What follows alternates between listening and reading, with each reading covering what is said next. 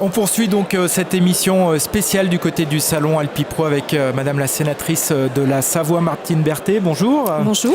Alors tout d'abord un mot sur votre présence. Pourquoi est-ce que c'est important pour une sénatrice d'être présente sur un salon professionnel comme Alpipro ?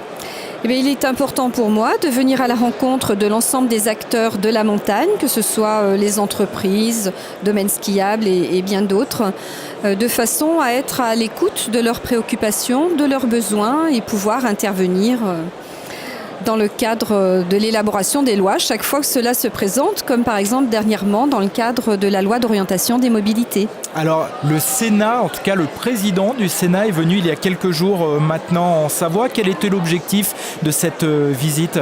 Alors Jean-Pierre Vial, mon collègue sénateur, et moi-même avions souhaité que Gérard Larcher puisse venir à la rencontre des maires de stations de montagne et de l'ensemble des maires de Savoie. Mais il est vrai que nous avons cette particularité montagne qu'il est important d'avoir à l'esprit et je me rends compte de façon très régulière quand on examine une loi, il y a toujours des particularités à mettre en avant et des amendements à porter spécifiques pour nos territoires de montagne.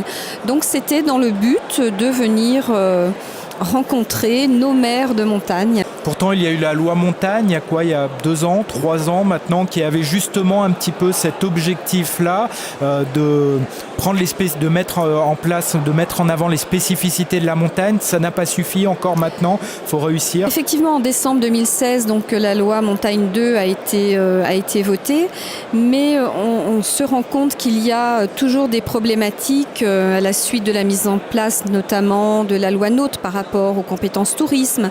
Mais il y a des problématiques qui sont également autres, particulièrement financières. Il y a aussi avec de grosses contributions qui sont demandées à nos stations, à nos communes de montagne, considérées comme riches, mais qui, en contrepartie, ont de nombreux aménagements à mettre en œuvre et qui coûtent pour pouvoir accueillir toujours aussi bien et mieux les touristes et rester compétitifs. Puis il y a aussi des questions vraiment spécifiques qui sont là depuis longtemps en Savoie, prégnantes, comme la question du loup, mais qui ne sont toujours pas réglées et qui s'accroissent de façon exponentielle. Et ça devient dramatique pour nos éleveurs, pour le maintien du pastoralisme dans nos montagnes. C'est une tradition, c'est l'entretien de nos paysages, c'est la lutte en même temps contre des événements qui pourraient se produire au niveau géologique, enfin au niveau climatique, pardon.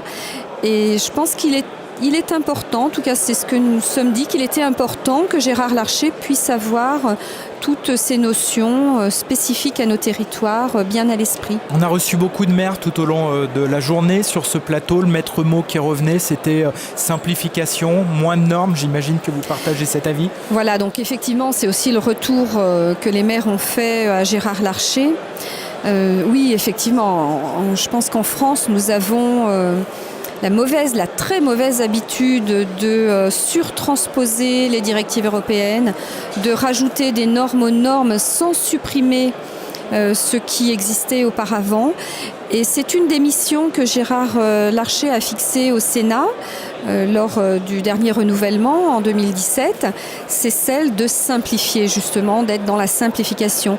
Et d'ailleurs, il a fait la proposition par rapport à ces problématiques, notamment concernant la compétence tourisme, mais aussi concernant les compétences eau, qui sont aussi problématiques dans nos territoires. Il a fait cette proposition de faire une requête auprès de l'État pour que notre préfet, M. Laugier, puisse être nommé préfet simplificateur pour aller plus vite et être plus efficace dans tout ce qui est à mettre en œuvre au niveau de nos communes et de nos entreprises. Merci Madame la sénatrice, à bientôt. À bientôt, merci.